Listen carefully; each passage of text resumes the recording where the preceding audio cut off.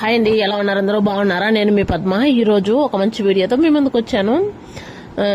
మన నెల్లూరులో కొత్తగా వెస్ట్ సైడ్ అని షాపింగ్ మాల్ అయితే పెట్టారన్నమాట. చాలా బాగుంది అక్కడ. వెళ్ళేటప్పుడు వచ్చేటప్పుడు మాకైతే అట్రాక్షన్ గా గ్లాస్ ఫిట్టింగ్ తో కలర్ బట్టలతో నింపేశారు షాపింగ్ మాల్ ని. చూడడానికి ఇవి అయితే చాలా బాగుంటుంది. ఒక్కసారైనా వెళ్ళాలనిపించేలాగా ఉంది షాపింగ్ మాల్.